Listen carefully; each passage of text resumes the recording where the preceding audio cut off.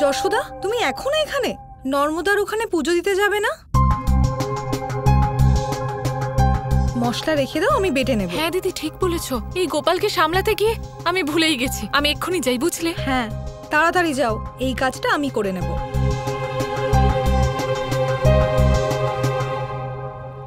গোপাল, দেখো দিদি, গোপাল দাঁড়া।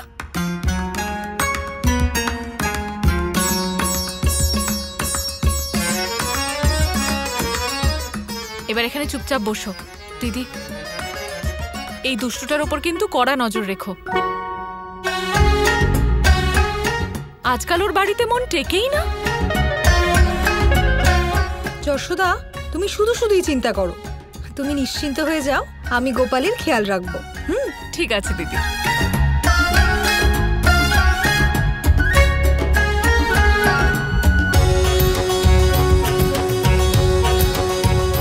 গোপাল, আরে এসো।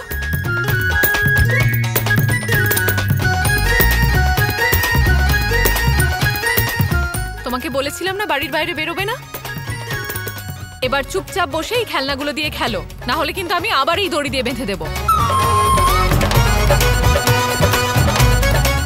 দিদি, ওই দড়িটা কোথায়? যশোদা, ওই তো। আমাদের গোপাল খুবই বুদ্ধিমান, ও কোনো দুষ্টুমি করবে না। ওকে বেঁধে রেখো না।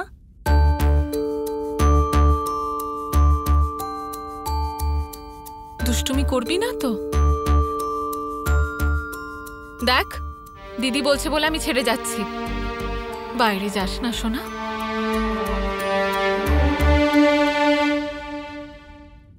আজ আমি গরু চড়াতে যাবো, মানে যাবই। দেখি না আর সোনা মা। আমি তবে যাই দিদি। হ্যাঁ যশোদা, নিশ্চিন্তে যাও। ও একটু রেগে যাবে, তারপর নিজেই আবার খেলবে। চেষ্টা করবো যাতে তাড়াতাড়ি ফিরতে পারি। হ্যাঁ, আমি আসছি গোপাল।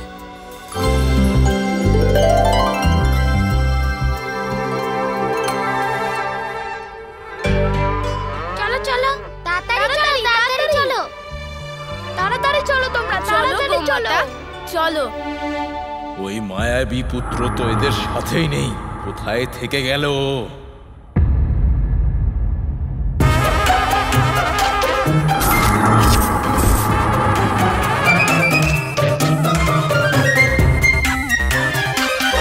গোপাল, তুমি আবার এসেছো?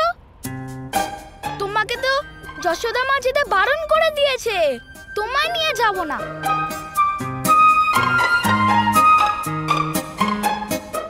দাদা ওদের বলে দিন যে আমি গরু চড়াতে যাব, মানে যাবই। গোপালও আমাদের সাথে গরু চড়াতে যেতে চায় না। বাচ্চা গোপাল মশাই, তুমি যদি আমাদের সাথে যেতে চাও তাহলে যশোদা মা ফেরার আগেই তোমাকে বাড়ি ফিরতে হবে, আর সেটা সম্ভব না। শুধু এইটাই কারণ যার জন্য আমরা তোমাকে নিয়ে যেতে পারবো না। হ্যাঁ গোপাল, এটাই তো কারণ। দাদা, ওদের বলে দিন যে আমি ওদের থেকে জোরে হাঁটতে পারি। ও তোমাদের সবার থেকে জোরে হাঁটতে পারে। আচ্ছা, প্রমাণ করো। হ্যাঁ, তাহলে প্রমাণ করো।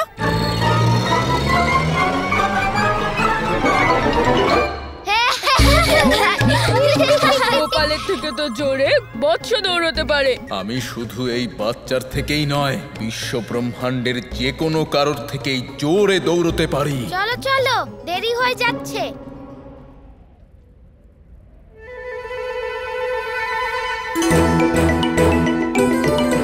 আমি সেই প্রত্যেক জায়গায় যাব যেখানেই মায়াবী পুত্র যাবে।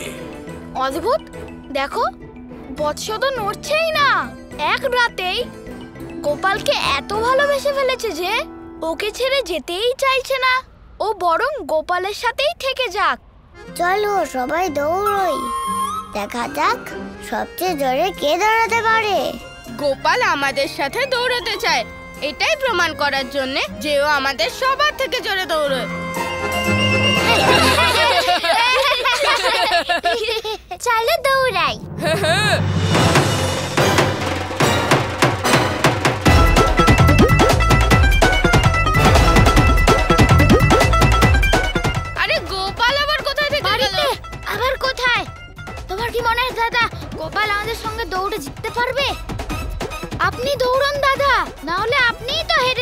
গোপাল তুমি কোথায়? তোমার কি এটা বিশ্বাস যে তুমি জিতবে? হ্যাঁ দাদা, আপনি দৌড়ান আর দেখতে থাকুন আমি কি করি। আমরা অর্ধেক রাস্তা চলে এসেছি। আমরা গোকুলের বাইরে। যে প্রথম হবে তাকে লুকোচুরিতে খুঁজতে হবে না, ও শুধু লুকাবে। হ্যাঁ ঠিক আছে।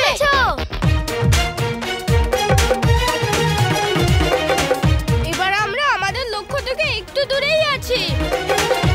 জিতবো তো আমরাই বর্ষ। কি করে? শুধু তুমি দেখতে থাকো।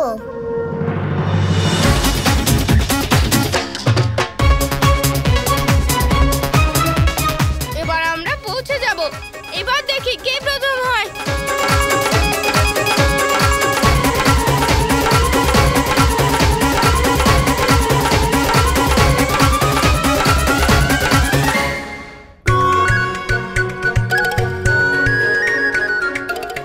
চলো বর্ষ, দৌড়াও।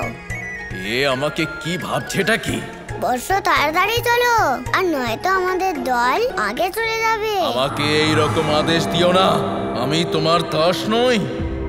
এমন দৌড়বো যে তুমি এক মুহূর্তেই মাটিতে পড়ে একেবারে শেষ হয়ে যাবে। আচ্ছা, তাহলে তোমার গতি দেখাও দেখি।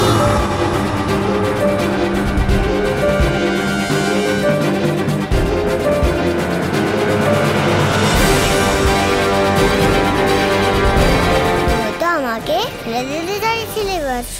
তোমার তীব্র গতি কি এতটাই? এ তো হাসছে। এবার আমি আরো জোরে জোরে দৌড়বো।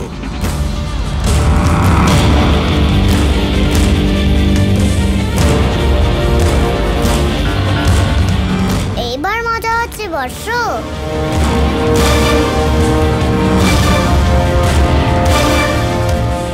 আমার এত জোরে দৌড়ানোর পরও এই বাচ্চাটা পড়ে যাচ্ছে না কেন?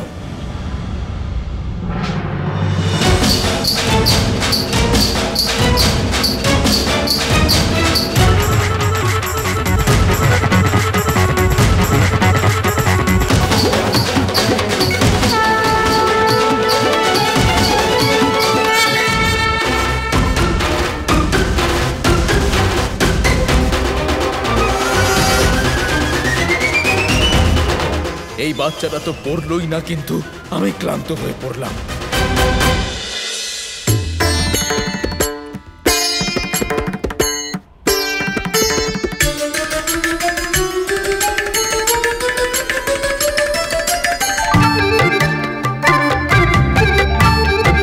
ও আমাদের আগে কি করে পৌঁছলো? গোপাল তো জিতে গেল।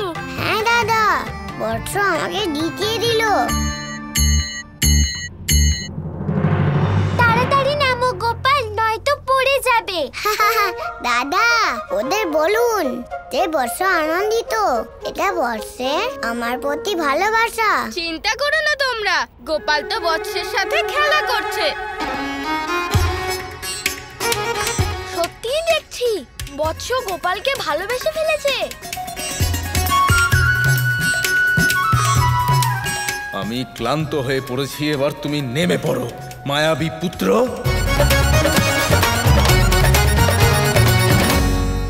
খুব ভালো বর্ষ।